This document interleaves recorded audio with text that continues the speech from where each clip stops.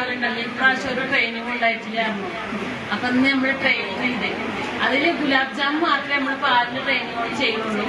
അല്ലാതെ ചെയ്യണ മെഷീൻസ് വരുന്നുണ്ട്. കോക്കോ ഉണ്ടാക്കാനും പാക്കിങ്ങിന്റെ മെഷീൻസ് ഒക്കെ ആർക്കെങ്കിലും എന്നും ട്രെയിനിങ് കഴിഞ്ഞു പോകും. 16 കൊല്ലമായി എന്നല്ലാണ്ട് എനിക്ക് 16 കൊല്ലമായി ഇവിടുന്ന് എല്ലാ പ്രാവശ്യം ട്രെയിനിങ് ഉണ്ടാവില്ലേ. എന്തെങ്കിലും ചെയ്തിരുന്ന ആരെങ്കിലും ചെയ്യലുണ്ടാവും, കഴിഞ്ഞു പോവാൻ മാത്രമേ.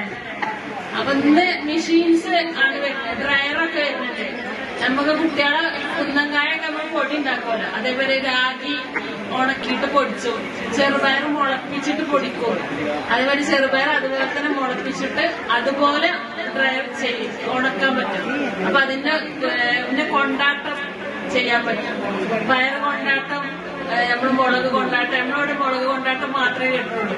പാലക്കാട് സൈഡിലൊക്കെ ഒരുവിധ വെജിറ്റബിളൊക്കെ നമ്മൾ കൊണ്ടാട്ടം ഉണ്ടാക്കും. അതിന് പറ്റിയ ഡ്രയർ വരുന്നുണ്ട്. അപ്പൊ എല്ലാരും കണ്ട്. പിന്നെ വെജിറ്റബിൾ കട്ടിങ്, ഇപ്പൊ നമുക്ക് അവിയല് കാര്യങ്ങളൊക്കെ ഉണ്ടാക്കണം എന്നുണ്ടെങ്കിൽ വെജിറ്റബിൾ കട്ട് ചെയ്തിട്ട് പാക്ക് ചെയ്തിട്ട് നമുക്ക് കടകളിൽ കൊടുക്കാൻ പറ്റും. അതിന്റെ പാക്കിങ്ങിന്റെ സെക്ഷൻ അടക്കം വരുന്നുണ്ട്. വെജിറ്റബിൾ കട്ട് ചെയ്യാനും വരുന്നുണ്ട്. കുറഞ്ഞ ചെലവിലാണ് സാധനങ്ങളൊക്കെ. ഇതൊക്കെ എല്ലാവർക്കും സബ്സിഡിയോട് കൂടി 50% സബ്സിഡിയോട് കൂടി ലോണ് കിട്ടും.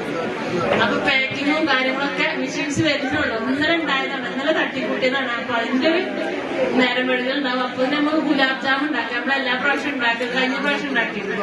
അതുപോലെ